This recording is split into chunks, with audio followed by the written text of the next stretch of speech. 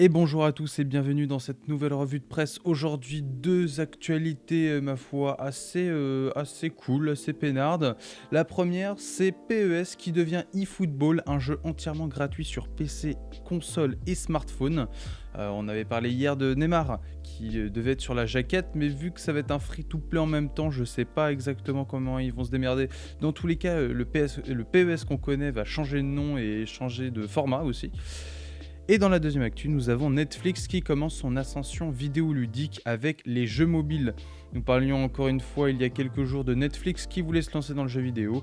Eh bien, c'est confirmé, mais ça sera des jeux mobiles dans un premier temps. Et nous commençons donc avec cette première actu au sujet de PES qui devient eFootball, un jeu entièrement gratuit sur PC, console et smartphone. PES a fini par succomber à la concurrence trop rude de FIFA. Pour autant, Konami n'a pas dit son dernier mot et fait renaître de ses cendres sa licence phare pour un nouveau nom, eFootball. Ce jeu inédit est en réalité un free-to-play bientôt disponible sur toutes les plateformes. Il fut un temps où Pro Evolution Soccer était au sommet des simulations de football sur PC et console, puis vint FIFA et son réalisme a coupé le souffle, laissant PES mourir à petit feu. L'éditeur a annoncé aujourd'hui l'arrivée de eFootball, un nouveau jeu développé par les créateurs de PES. eFootball est un free-to-play et sera donc entièrement gratuit au téléchargement. Il laisse aussi tomber le système de sortie annuelle pour opter pour un fonctionnement de saison comme Fortnite ou Call of Duty Warfare. Ce ne sont pas les options qui manquent à Konami pour inciter les joueurs à dépenser leur argent. Reste à espérer que l'éditeur ne poussera pas le vice aussi loin qu'il est, maintes et maintes fois épinglé par les fans sur ce sujet. Pour rappel, il faut jouer 22 000 heures ou payer 100 000 € pour obtenir l'équipe de vos rêves sur FIFA 2020. Putain. Konami a également révélé sa feuille de route pour les mois à venir. Dans un premier temps, le jeu permettra de réaliser des matchs en local à partir d'automne 2021. Le cross-génération sera lui aussi disponible afin que les joueurs PS4 puissent affronter les propriétaires de PS5 et vice-versa pour la Xbox One et la Xbox Series XS. Le cross-platform débarquera quant à lui plus tard dans l'année entre console et PC. A noter aussi que eFootball sera disponible sur Android et iOS dès l'hiver prochain. Alors Konami aime bien l'argent, hein. Moi qui aime bien Yu-Gi-Oh, je sais à quel point ils aiment bien l'argent avec la vente de leurs cartes. Donc je pense, j'ai peur que ça finisse comme EA. Ils font bien de faire la comparaison. Moi j'ai très peur que ça finisse comme EA. Et ils ont dû poser le pour et le contre, Konami. Ils se sont dit, est-ce qu'on va gagner plus d'argent avec l'un ou l'autre?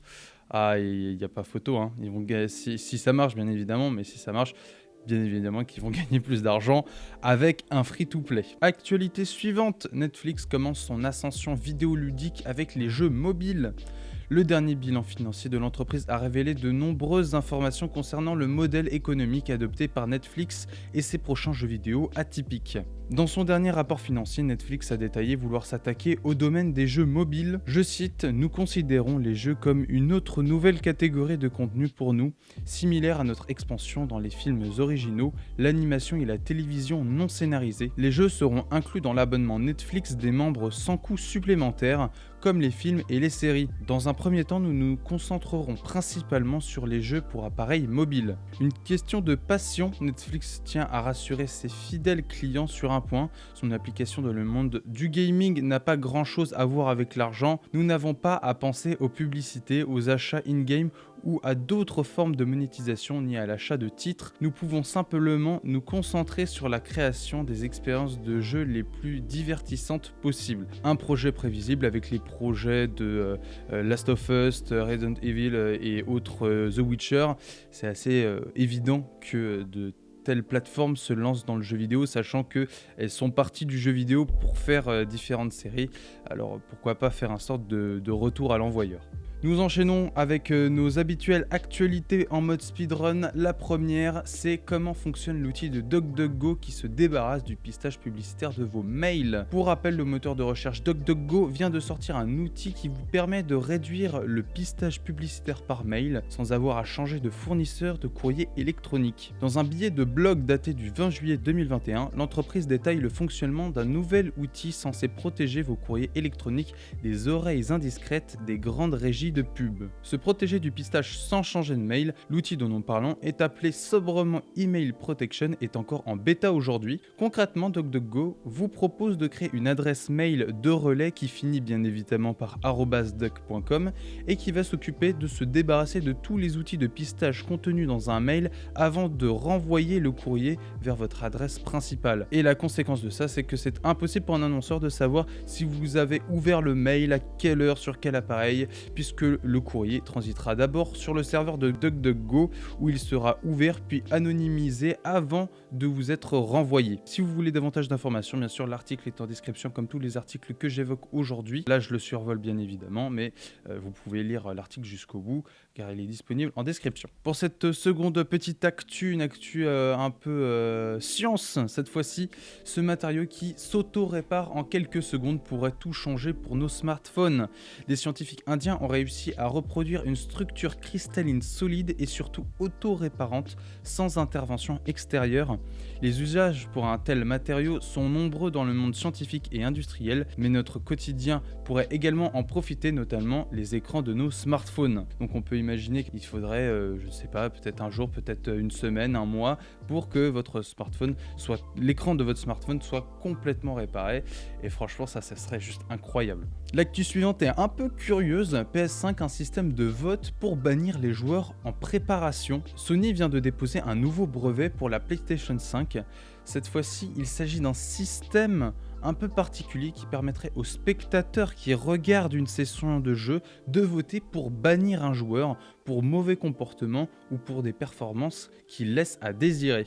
Quand les spectateurs ont le pouvoir de virer un joueur de la partie, il serait possible d'exclure un joueur pour plusieurs raisons, notamment pour un mauvais comportement, de l'anti-jeu, un joueur AFK ou encore pour ses performances décevantes. Reste qu'avec un tel système, il paraît quasiment impossible d'éviter les abus bien évidemment de certains spectateurs qui pourraient virer des joueurs pour un oui ou pour un non. Avant de crier au scandale, rappelle l'article, rappelons qu'il s'agit ni plus ni moins d'un brevet et que rien ne dit que Sony intégrera un jour cette technologie sur sa PlayStation 5.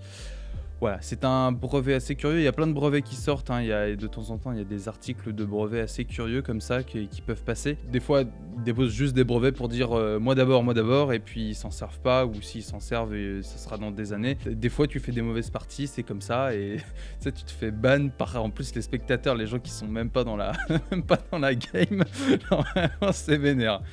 On enchaîne avec très rapidement cette actualité. Si vous n'êtes toujours pas au courant, Pokémon Unit est sorti malheureusement. Le français est absent pour le moment. Le nouvel opus installé dans l'univers de Pokémon, Pokémon Unit, sort aujourd'hui sur Nintendo Switch, mais n'est jouable pour le moment qu'en anglais pour les Européens.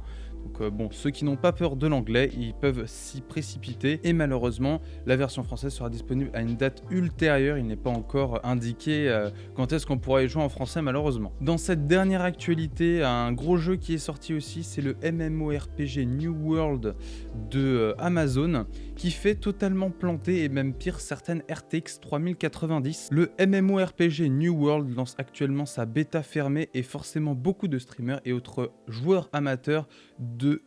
Quoi ? MMIRPOG. Je crois qu'il a craqué le gars qui a écrit le texte.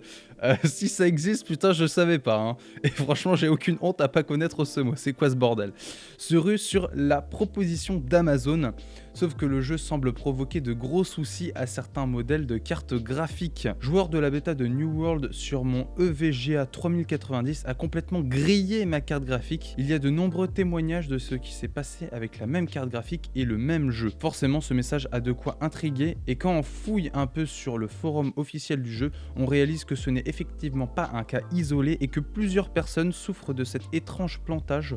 Un joueur de New World explique même qu'après avoir entendu un pop, la carte a lâché et le PC s'est éteint. Visiblement, cela semble se produire avec les modèles EVGA 3090 FTW3. Donc voilà, si vous voulez jouer au jeu et que vous avez ce modèle de carte graphique, faites très attention. Ouais, ça peut arriver. Et je me demande si tu peux demander un remboursement. Si Si le problème est avéré qu'il y a une incompatibilité spécifique avec une carte graphique, je me demande si tu peux demander un remboursement de ta carte graphique au constructeur du jeu. Ça pourrait être curieux. Voilà des actualités assez cool aujourd'hui. C'est vrai que ça fait plusieurs jours qu'on parle de Pegasus, etc. Là aujourd'hui, je dois avouer que c'était assez soft et ça fait plaisir de temps en temps.